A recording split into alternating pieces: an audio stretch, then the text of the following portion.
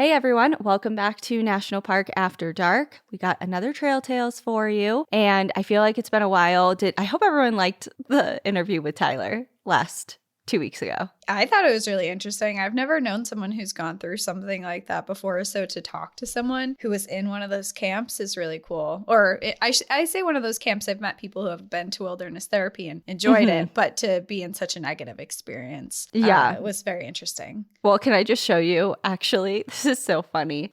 So I was looking through pictures last night to schedule a social media post for it. So by the time this comes out, the decision has been made, but I haven't made the decision yet.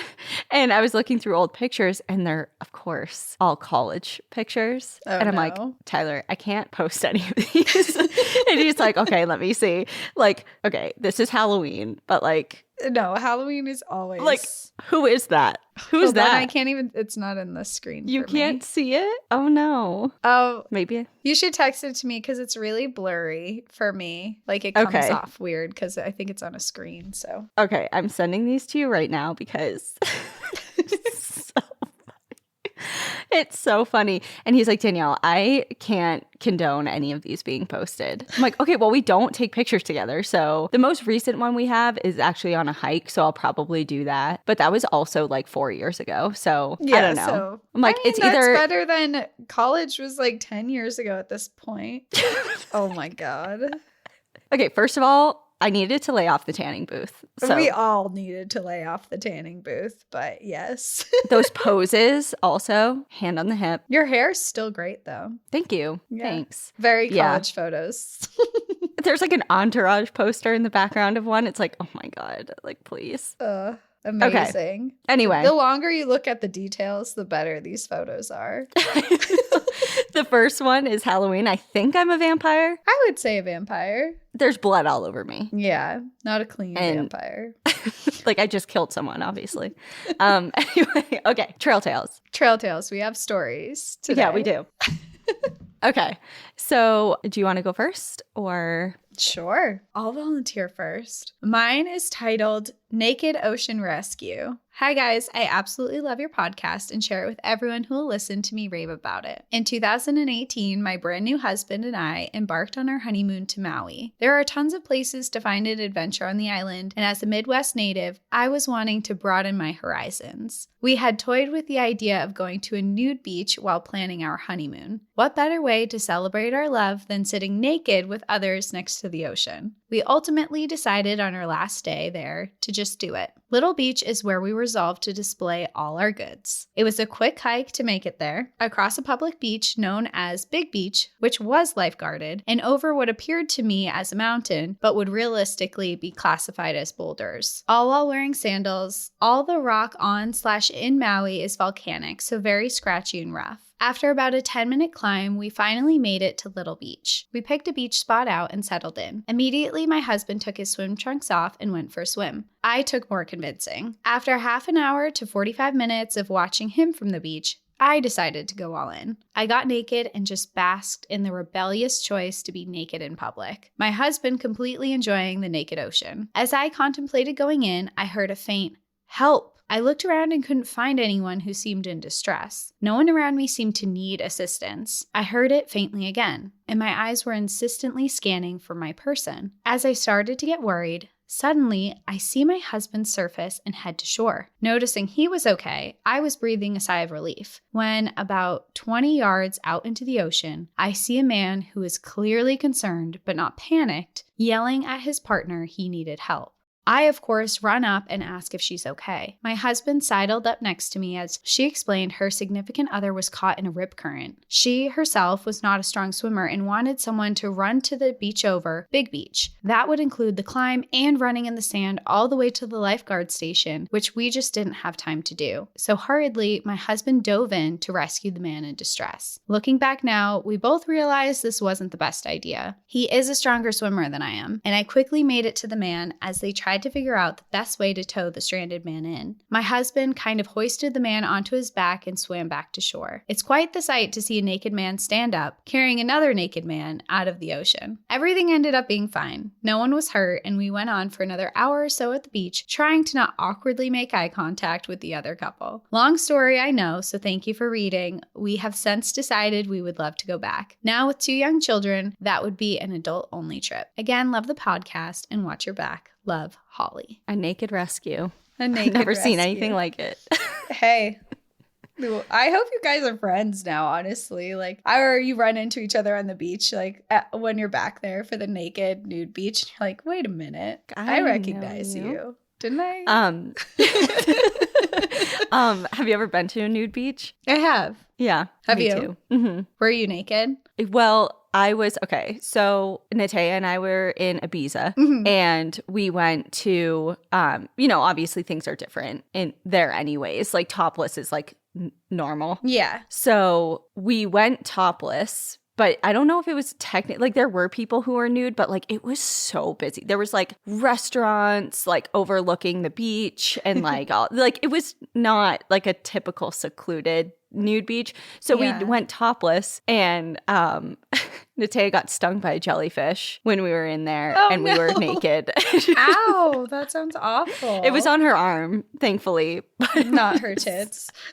Not her tits. But I do have pictures of like the before and after. Like us like, oh, this is so fun. So like, happy and carefree. Then and then we had to, she's like, what do we do? What do we do? I'm like, I'm not peeing on it because I've heard that's false too. You're not I supposed feel to like pee that's on false. Yeah. Right. And I couldn't muster up the courage to do that like in front of like a bunch of other people. Got a little pee shy. I was a little pee shy.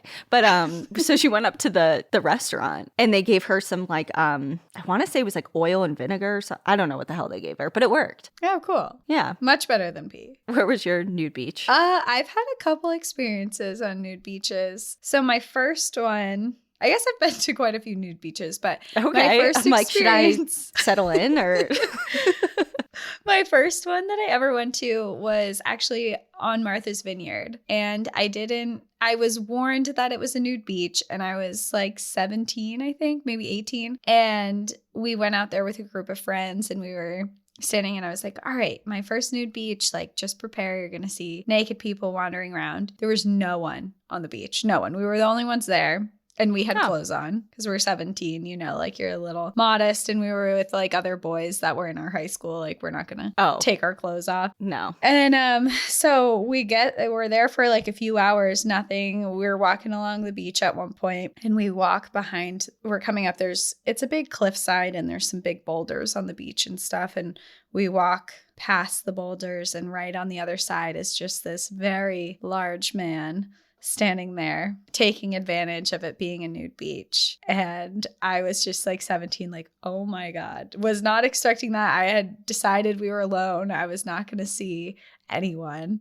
So that was my first experience there. But then another experience that was more recently was I was up with Al, and we were in Lake Willoughby up in Vermont. Okay. And we didn't know that there's a nude beach there. There's actually a hiking trail that goes up the cliffs of Lake Willoughby, and also that goes around the lake itself. So we were like, let's just go check out the hiking trail. Had no intentions of swimming. I don't even think we had swimsuits with us. And we're walking, and pretty close off the road. I mean, you're on a public beach where everyone takes their kayaks and boats and stuff out. We were in the woods for maybe like 4 minutes, and we come to this opening that's this big beach on the side and beautiful views. And I'm looking at the views, and I'm like, wow, this is so beautiful. The water was so clear. And then I'm looking around, and I was like, is everyone naked? And You're like, wait a minute. I was like, I had to double take, and I look around, and sure enough, there's like a bunch of people standing in the water. None of them have clothes on. Everyone's just carefree, jumping in the water. They were playing. There was a game of, someone had God, my college self would hate me for forgetting the name of this. Beer pong. Can Jam? No, beer. They had like flotation beer pong out on the water, gotcha. and they were naked beer pong playing. And I was like, where did I just walk into? It was like a Tuesday afternoon. That's so fun and free. I love that. Me too. I was like, oh, that's amazing. And I mean, I guess it wasn't a nude beach, but my first Europe trip that I did, where I kind of went around all of Europe. I 11 or 12 countries in a short span of time, but I discovered the topless beaches there. And that was like the first time where I went topless on a beach. It's like, I remember I felt so weird about it and insecure. And then I was like, this is shitty that in the United States, we're kind of felt to feel body shame to not have our tops, like to put your boobs away. Meanwhile, men, they never have a top on. And it just, so I remember sitting there and being like, wow, I feel embarrassed to be like this. But no one even second looked, everyone no one cares. No one gave a shit. And I say that that's my first experience, but also when I was like, this is like a very, I was like, wow, there's so many nude places I've been. I was in Italy when I was a kid, and I actually did it because I had kidney transplants and problems growing up and stuff. I was eligible to do the Make-A-Wish Foundation, and I wished to go to Italy. And we went to a beach, and everyone there was topless, and I was like 14 at the time. I was not topless. But there were kids my age that were topless running around. Yeah. No one cared. And I remember looking around like, oh my God, what is this place? It's like, what is this magical place? Yeah, it's just it's a cultural thing. And I think it's so cool to be able to experience that, and if that's something you want to do, because it is a freeing feeling. And at first you are so you think that all eyes are on you. Like there's like the spotlight on you, and literally no one could give a shit less. Yeah. They're just everyone's staring at my boobs. It's like, your boobs look just like everyone else's boobs. Calm down. Calm down. I stumbled across a nudist camp once on the way. I think I've told this like maybe a couple years ago on the podcast. But when the first time I lived in Colorado, so 2015, I went to do a guided hike up to the Mexican free-tailed bat colony in the San Luis Valley. Oh, and I think I remember this story. Yeah, and the guided hike just went through a nudist camp. So there was people hiking that literally just had socks, hiking shoes, and their poles and a backpack. And then they were just completely naked. And I'm just, hi. When you like walk by someone on a trail either way, and you're just like, hi, how's it going? Like just really quick. Have a nice day. Hey. Have a nice day. Just like, hi. So that was the only time I've stumbled across like a true nudist community. Yeah. Like full time. Okay. Anyway. I'm going to share my story because we like nudist stories, apparently. Okay, apparently, yeah. Yeah.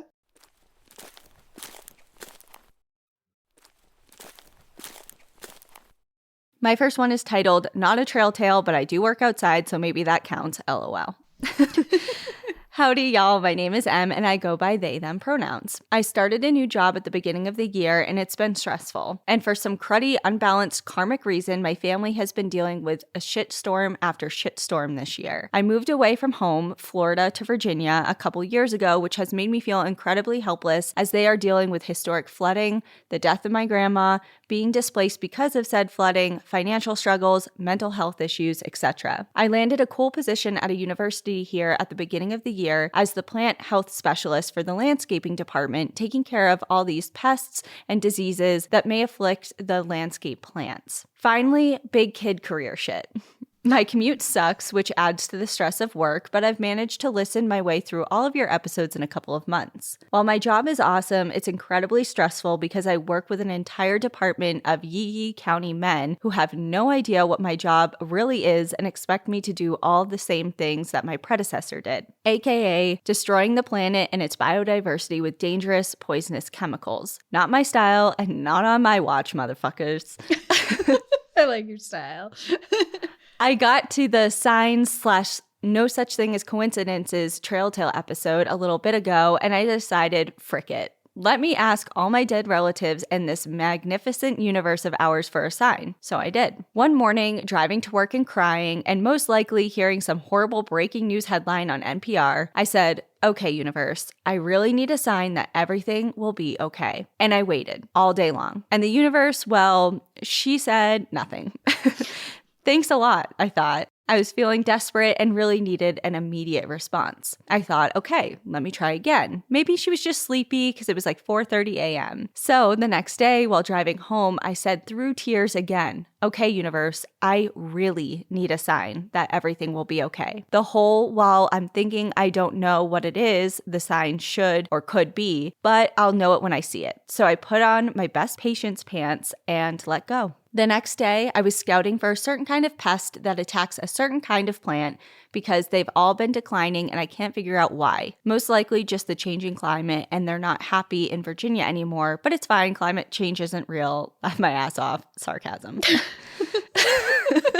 I noticed a different species, same genus, different species of plant that was doing just fine, but figured I'd scout the crown of the plant for the pest just in case. I made my way down the row of overcrowded plants and didn't see anything. I almost didn't check the last one, but I decided, whatever. I can fit under there, let me just check. I crouched down and looked under, saw a Post-it note under the bush and was like, oh my God, yes, I love reading lost notes, like grocery lists and school notes. Like I mentioned, I work at a university, so lots of fun stuff to find. I flipped it over and read it and just sat under the bush for a hot second, taking it all in. It was a handwritten note that said, "You got this," with 2 exclamation points. While that sounds like enough of a sign, I have the same exact note written to myself at the base of my computer screen at my desk, as my reminder to myself that even when my job sucks, I went to school for this, I know my shit, I got this. I said, okay, universe, thank you, and shoved it in my pocket. I had a meeting later that day with a student for the working group we co-chair together,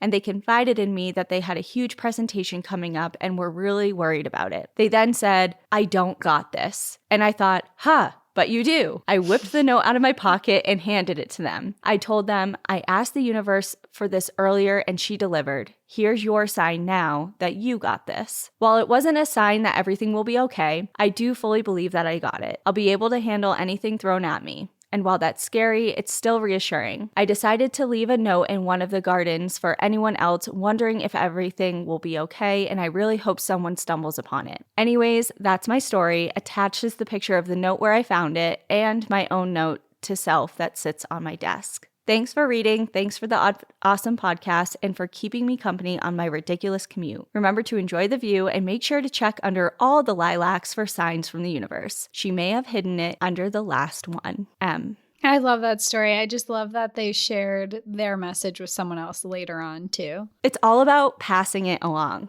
Pay I it felt. forward. Yeah. And that is such a good movie also. And I was just thinking about that movie. Were you? I haven't seen this that week. Movie. It's a movie I've seen. And Whoa. I thought I was going to have to explain it. But I haven't seen it in so long. It's in 90s? Or early 2000s. I feel like it's early 2000s. But yeah, I don't maybe. know. It's like right on that line. If I had to guess, I would say 2005. Good guess. Google it. Okay, Google it right now. It has the kid from The Sixth Sense, right? Yeah. What's your guess? I think it's 02. You're closer. It's 2000. Oh, okay. So right on the line. Yep. Yeah, it's a good movie to watch. Everyone should go watch it. Yeah, it's really nice and wholesome and won't make you cry at all. No, you won't cry even one tear. Even one tear. Okay. My story. My story is titled Broken Bones, Jumping Cacti, and Shitty Shale. Hi, ladies. My name is Nell, and I found your podcast a few weeks ago and have been hooked ever since. I listen every morning while getting ready for work and on the drive to school and during my planning period when I'm student-free. I'm a science teacher with a penchant for hurting myself when braving the outdoors. My trail tale is more of a series of unfortunate events out in Big Bend State Park out in West Texas. For some context, I was doing my geology undergrad degree at the University of Houston. Every spring break from freshman year to junior year, our class would go out to Big Bend for the week and map the area and put our knowledge to the test. For more context, I am from the small island of Trinidad in the Tobago in the Caribbean, and while I spent most of my younger years moving from country to country because of my dad's job, I fondly call myself an oil brat, I never experienced camping or hiking or dirt, so much dirt. I was thrilled to experience my first camping/hiking adventure with my classmates. We pitched tents at the campground at Stillwater Ranch and were fed 2 meals a day and had access to the shittiest Wi-Fi in the evenings. 70 people trying to use their phones at the same time that no one ever got to actually use the Wi-Fi, unless you were one of the brave few that hiked up to one of the smaller hills nearby in the dark while jumping cacti everywhere. I was not one of those people. Furthermore, there were only 3 showers, and to my horror, they asked us to wipe our asses and toss the toilet paper into the bins in the bathroom. You would not do well in Egypt or Greece. A lot of other countries. Yeah. That was a shock. I will say that was a shock the first time that I encountered that in person. You always remember your first time. You sure do. You sure do. At this point, I was rethinking my entire degree choice. On to the first of 3 unfortunate events. On the second day of mapping an area of the park, my group had found ourselves precariously navigating some rather sketchy-looking shale. For the record, shale is not very sturdy, and we learned this the hard way. The outcrop was at roughly a 45-degree incline, and we were trying to get to the bottom of it. On top of that, there was cacti everywhere, especially the ones that somehow always bury itself into the back of our knees. The jumping cacti, fuck those jumping cacti. About halfway down, I lost my footing on a part of the outcrop that was more crumbly than I realized. I went careening down the outcrop, sliding awkwardly about 20 feet. During this, I managed to get my right wrist under me and at some point felt a sharp pain shoot up my arm. My friends quickly made it down to me and I was just a heap of tears. I had also landed on a cactus patch. It's here that I'm going to say I'm rather uncoordinated and prone to hurting myself while walking. It's a talent of mine. I also developed a good dose of fear of the outdoors, having not ever been exposed to being in said outdoors. I was incredibly cautious of every step I took and would panic when I lost my footing. I also have a paralyzing fear of heights. Obviously, I didn't think about the whole geology thing though. So we made our way back to the road where the vans were parked and I had to be taken to the Alpine where I found out that I had fractured my wrist pretty badly in 4 different spots. Oof. Oh no. Needless to say, 2 days into a week-long mapping trip, and I had been decommissioned. For the rest of the trip, I was stuck in the van, bored out of my mind and cursing myself for being the one to hurt myself. During my solitary days, I would venture out and follow easy trails and dried out riverbeds, quite literally kicking rocks. The only entertaining thing that happened during the time was stumbling upon a group of wild pigs. Boars. Let's just say that those little shits are quicker than they look because they charged after me angrily. Oh no. Oh my God. I heard they're a big problem. Yeah, I've heard that they're a huge problem too. I took off and made it back to the van, locking myself inside and returning to boredom. The rest of the week sucked. The next year, we went back to Big Bend, and one of my professors jokingly said, "Don't break anything this time." Well, I did. Oh no. This time around, I made it 4 days without injuring myself. On the second to last day, we were mapping out one of the ancient lava flows. Before we had left the vans, one of the guys passed around those Jolly Rancher hard candies. At some point while mapping, I popped one into my mouth and enjoyed the sweetness. My group decided to stop and take strikes and dips out of one of the outcrops, and it was here that calamity erupted. I lost my footing, and I ended up biting down on that hard candy. Shooting pain blistered through the left side of my jaw. I pulled out the Jolly Rancher from my mouth, and with it came half of my wisdom tooth. I was blinded by the pain. Second time around in Big Bend, and another broken bone. I bore that pain all day until we got back to Stillwater. One of the cowboys out there, a lovely old gentleman called Doc, noticed that I was in pain. At this point, I could barely talk. My friend recounted my tale, and as it turns out, Doc was actually a doctor. He took a flashlight and looked into my mouth, prodding the remaining half of my wisdom tooth with a gloved finger. I was in blinding pain. He disappeared, and moments later, he returned with some of those good drugs. I was loopy all the way back, and that same professor who told me not to break anything before we had left told me, "You're just a magnet for breaking shit." Thankfully, the drugs worked, and I was able to get to the dentist as soon as we got back. Fast forward to our third and final trip to Big Bend. Oh God. Maybe don't go back. Don't go to Big Bend. Don't go. Don't do it. I was extra careful each day, playing it safe when climbing up mountain faces and being hyper aware of everything around me. On the last day of mapping, we were faced with the toughest terrain of the trip, and even the best hikers were a little nervous. I was trailing in the back of the group, picking the safest places for my feet and keeping my eyes down on the ground. Well, looking at the ground means I didn't see what was in front of me. I found myself on the edge of a trail on, you guessed it, shitty shale. It gave way beneath my feet and I tumbled down about 20 feet. For good measure, the universe threw in a patch of cacti for me to land in. A few of the guys came after me only to find me with a dislocated knee. Shut up. No. It's like, it's funny, but it's not funny. Like this, It's not. I'm so sorry this happened, but oh my God, you are. This story reminds me so much of one of my friends in college who we always made fun of because wherever we went, she tripped and fell and hurt herself like somewhere. There but is not always to one. this extent. Not to this extent. And in parentheses after this, it says, a few of the guys came after me only to find me with a dislocated knee. And then they go on to write, I had dislocated this knee a few months before as a sex injury.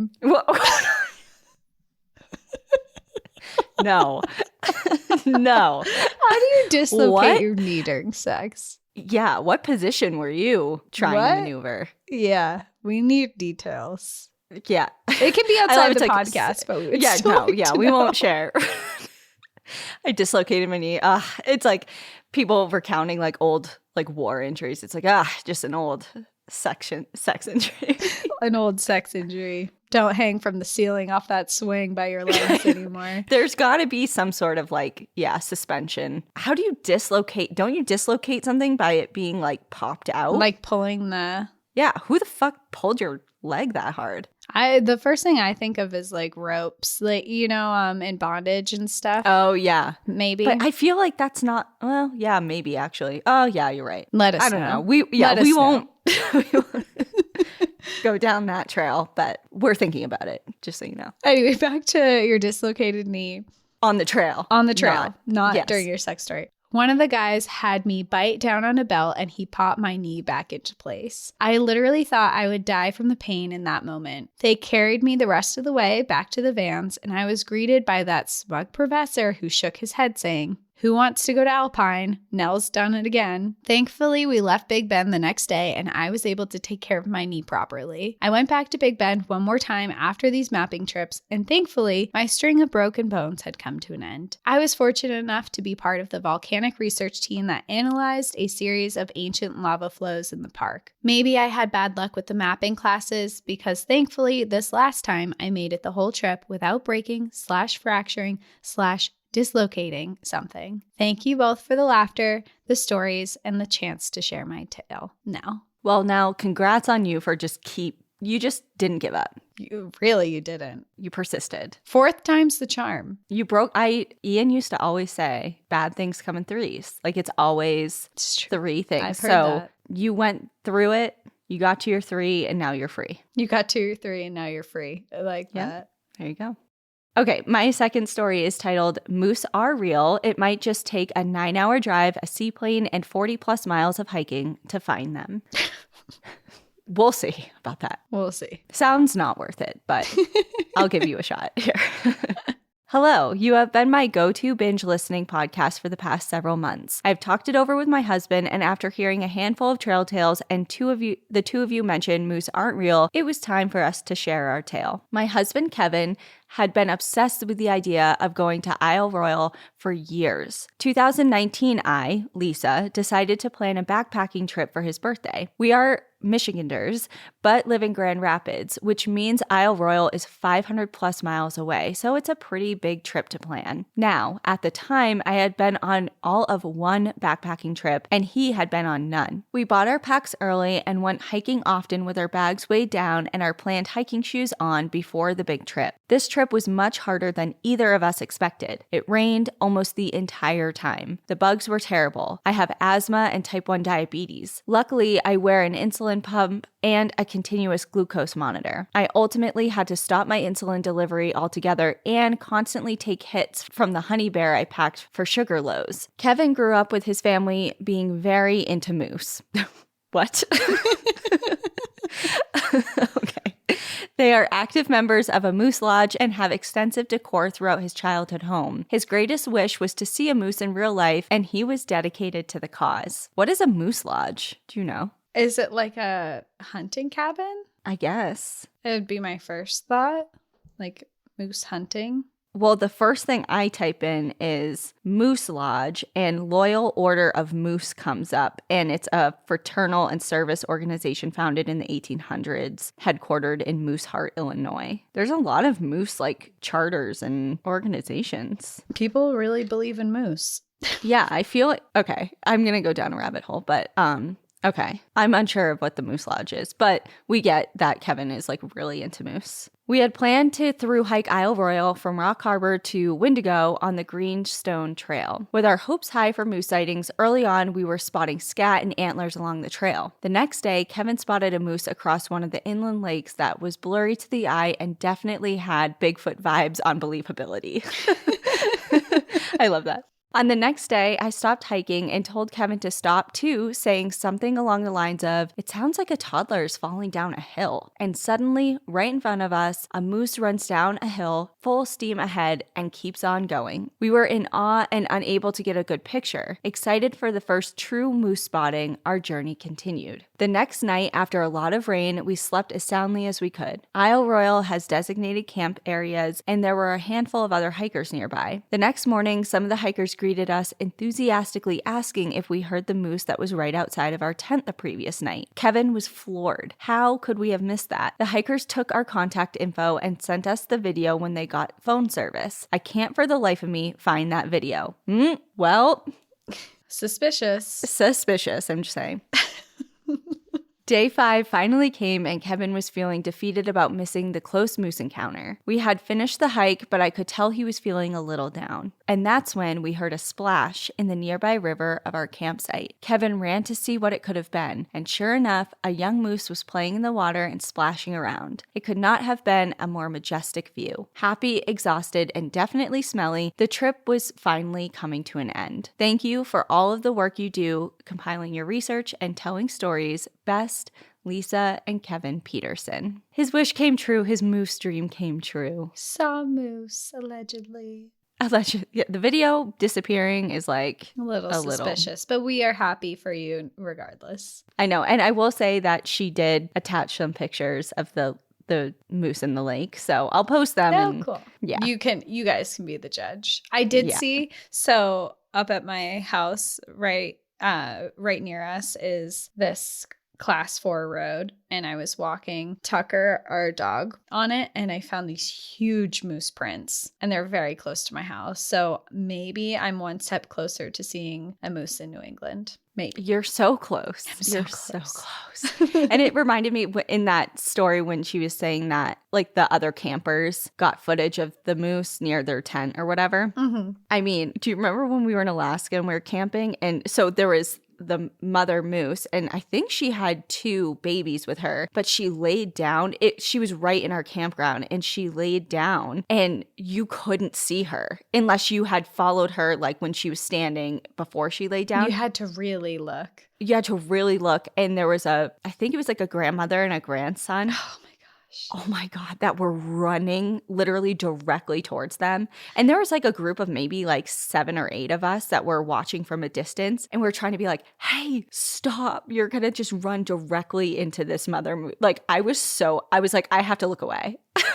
Like there's nothing I can do anymore. We were like talking as loudly as we could, waving our arms, trying to get their attention because they were just coming back from the bathrooms, like going back to their campsite or something like that. And we were like, there's a moose right there, like trying, with her babies. This is scary. And we're trying to get her attention. And we finally did. And we're like, there's a moose right there. And she turns around, she like grabs the kid and like they start like running towards us. We're like, oh, good, you're running.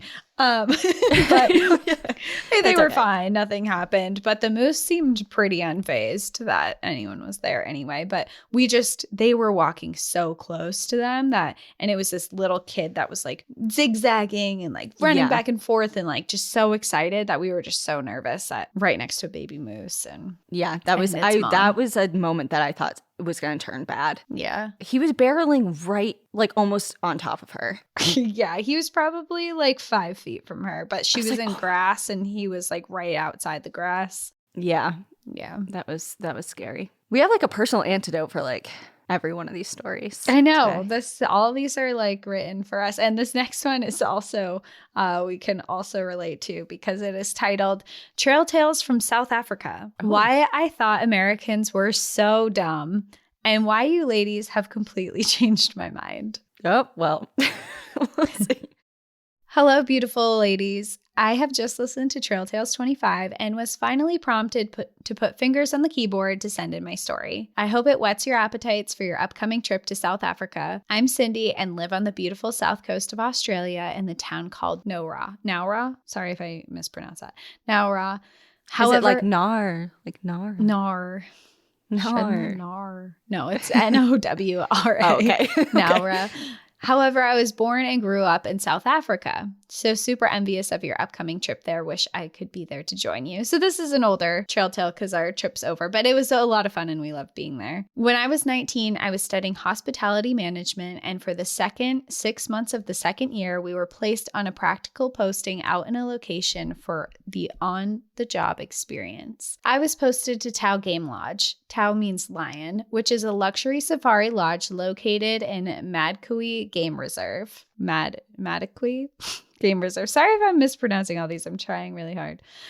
This was my first time ever away from home on my own, and when I say I was in the absolute middle of nowhere, I'm not kidding. It was over a 4-hour drive from where I lived in Johannesburg. At the 3-hour mark, you hit the last semblance of civilization in a town called Zeerust. Turn north and then head up a straight road doing 120 kilometers per hour, which is about 75 miles per hour, for another hour. There is nothing but African bush all around you. Then suddenly, you see the South Africa-Botswana border. Post coming up in front of you, and just before you drive into the lane to show your passport, there is a dirt road to the right. Taking this, you drive another 30 minutes or so before finally coming across the stunning Tau main camp. The Madikwe Game Reserve, in which Tau is located, is a 75,000 hectare protected wilderness conservation area in South Africa's northwest province, bordering Botswana. The reserve's grasslands, forests, and rocky Tishween, I think, hills are home to a variety of wildlife such as elephants, lions, leopards, and rhinos, plus endangered wild dogs. While I was working there, if I was not on shift, there was a lot of downtime and really not much to do at all. Being so isolated, I took every opportunity to jump on a game drive with guests if there was a spare spot available. Such a perk of the job. And aside, sometimes if we wanted to treat ourselves, we'd get takeout run in Botswana. Yes, we'd have to go across the border, get our passport stamped, get the takeout, then come back and get them stamped again before heading back. The takeout was always cold, but it was always worth it. During those 6 months, I saw things that most people never have the privilege of experiencing, and I will forever hold on to these as some of the most cherished memories. I saw leopards, lions, rhino, and got charged by an elephant. I watched as a curious juvenile hyena came up to our spotter on the front of the Land Rover and sniffed his hiking boots, experienced thunderstorms in the pitch black African sky with lightning that reached from the sky to the ground, and sat on the veranda of my very basic staff accommodation, listening to the roar of the massive male lion just out of sight on the other side of the electric fence as the sun set. Unbelievable. Madikwe is one of the very few places that the highly endangered wild dog can roam free and safe, and on one very special trip out, we found their den. Mom and Dad were calmly lying at the entrance while the litter of about 10 pups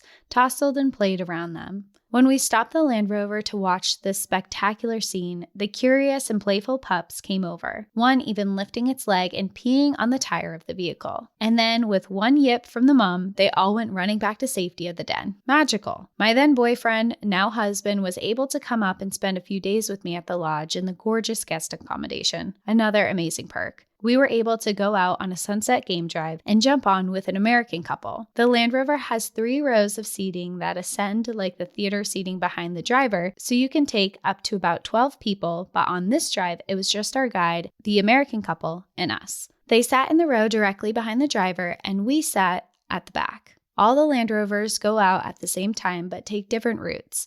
However, they are all in radio contact so that if something comes across something noteworthy, they can tell the other drivers and let them know. There was a lot of chatter on the radio that evening as one of the group of lions had been spotted in the area, so everyone was on the lookout. A call came over the radio to say the Chaba sisters, 2 lionesses, sisters and their cubs, had been spotted, and so we were making our way in that direction. Then we heard, "They're on the hunt," and my adrenaline really started to kick in. My heart was pounding because I knew we were getting close to where they were. As we rounded a bend, we heard loud crashing in the bush in front of us, just out of reach of where we could see through the dense undergrowth, and then seemingly out of nowhere, an antelope came crashing out of the grass and trees with one of the massive lionesses firmly attached, jaws clenched tight around its throat. It was clearly fighting a losing battle, but it was fighting nonetheless. It was whining in high-pitched squeals, and the lioness was making loud grunting and huffing noises in efforts to subdue its prey. This had all happened in front of us in a matter of seconds, and as we were trying to take it all in, I realized that the American couple were shouting at our guide, "Oh no, do something, do something,"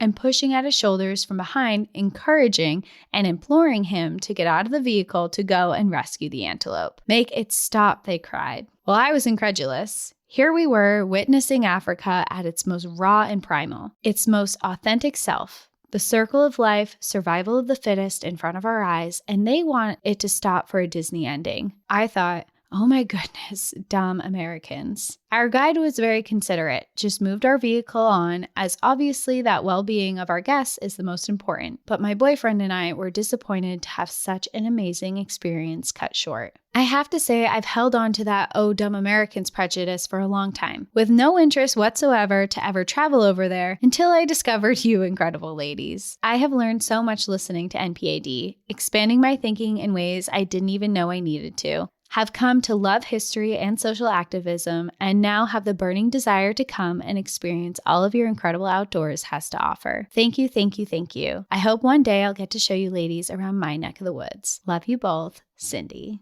Wow, Cindy, that's an honor. That is an honor. Because I get it. Yeah. I mean, I think that Americans have a bad reputation for a lot of reasons, but I also think that there are a lot of really good people here too. And I think there's a lot of really interesting things happening here, and there's a lot of history. And of course, one of the really wonderful things about the United States is that it is a country where you can see every type of terrain here. You know, you can go see tropical paradise places. You can go up into old growth forests. You can go high into alpine areas. I mean, there's desert landscapes. There's just so much that is here. So I definitely think it's worth a visit. And I'm glad that our podcast has helped you see that we're not just the people who are screaming, "No, don't kill the antelope and lions don't eat," you know. Yeah. I mean, there's more that certainly happens. And then of course, if you follow Torons for Yellowstone, then you really see some stuff on there too. But I think for the most part, people are really trying to learn and do their best. And there's a lot of adventurous people in the United States. There's good and bad in every culture, I think. Yeah, and for sure. We're not, an exception to that. But I mean, just to give you a different perspective, when Cassie and I were on it was a sunrise game drive, right? Yeah. It wasn't the sunset one, it was the sunrise. Sunrise. Yeah, we saw a cheetah in a successful hunt, and it was a springbok, and our entire Land Rover was comprised of Americans because it was one of our group trips, and we were all cheering for the cheetah. The cheetah. We were just like so astounded to be able to see nature in action, and just like you were saying, like at its most primal and visceral and raw, and that's why we came to see wildlife and nature in action. So there are people out there that, I mean, it sucks. Like it is sad to see something struggling for its life and dying in front of you. If that doesn't affect you in some sort of way, I think that's maybe a little telling, but obviously we know, circle of life. Everyone has to eat. Yeah. Yeah. If the lion didn't get to eat, then, like if that antelope lived, then the lion wouldn't get to eat. Right. Yeah. Why are we explaining the circle of life to everyone that understands it? We're like, just so you know, this is how the world works. We're just trying to prove that we're not dumb and we understand that was a cool experience. Yeah.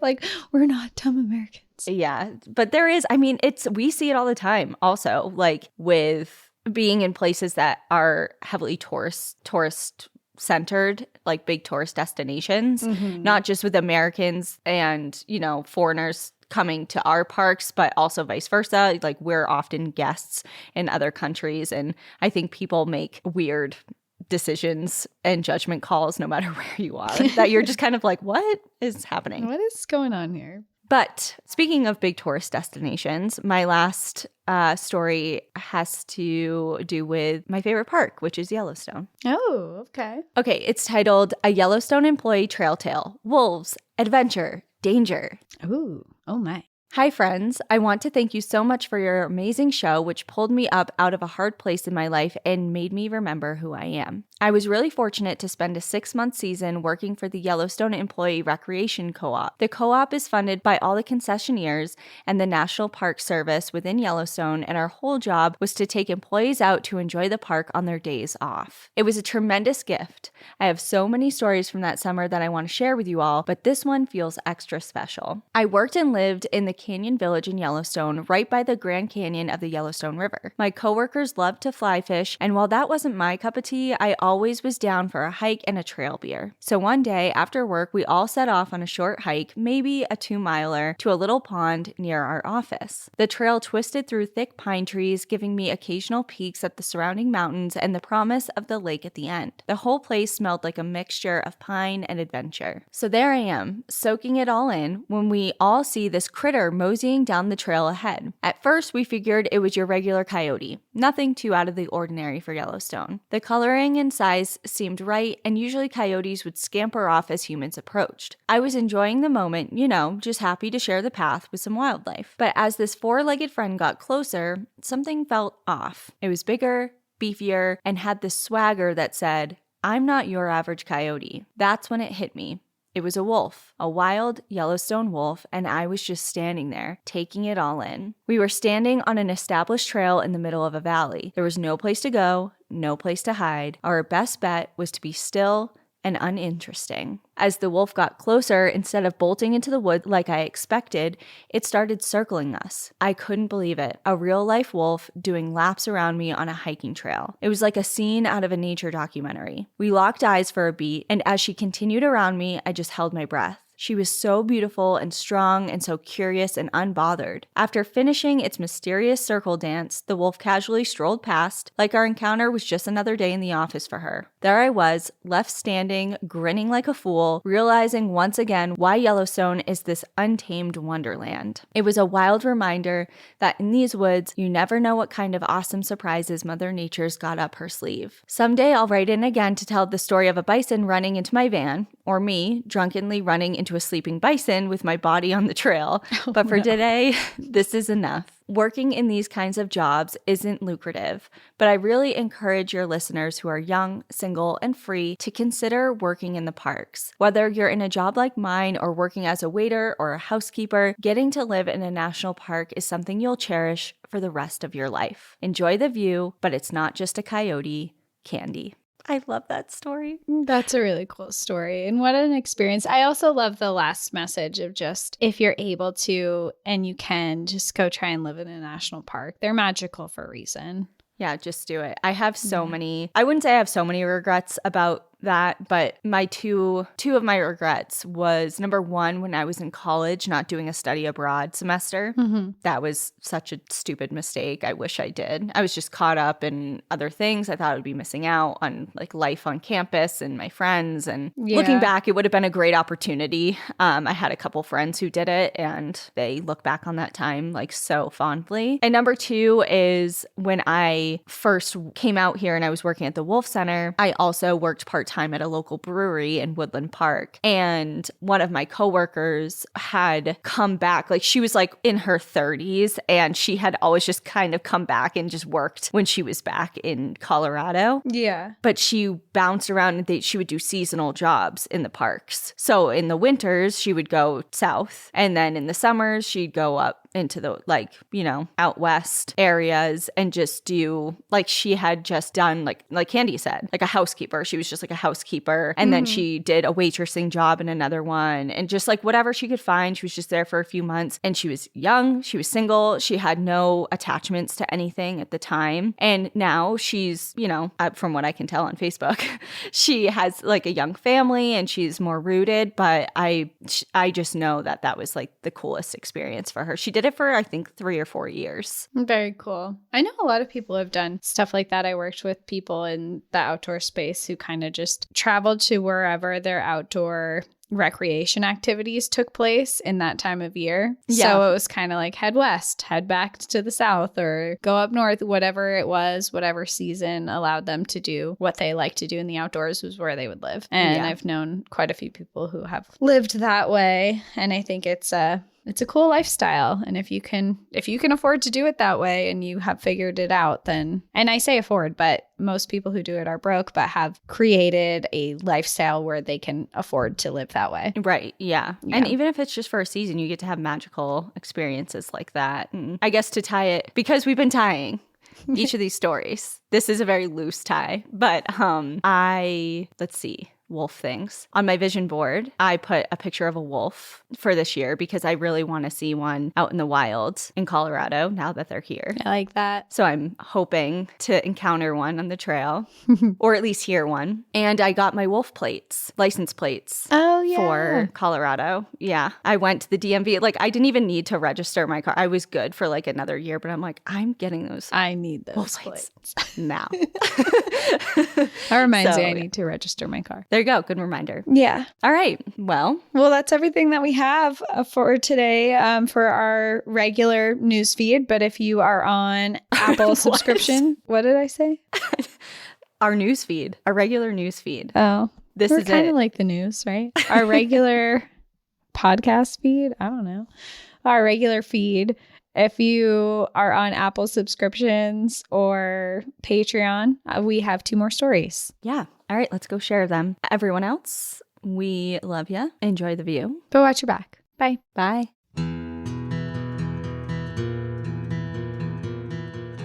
Thank you so much for joining us again this week. If you have a trail tale or story suggestion, send us an email at stories@npadpodcast.com. Follow us on Instagram and Facebook at National Park After Dark and on Twitter at NPAD Podcast. Join our Outsiders Only community on Patreon or Apple subscriptions to listen ad-free, unlock monthly bonus episodes, and exclusive content. And remember, when you support our sponsors, you are supporting our show. For our exclusive discount codes and source information from today's episode, check out the show notes. For more information on our show, our book recommendations, merch updates, and more, visit our website at npadpodcast.com. And please rate, review, and subscribe from wherever you listen to podcasts.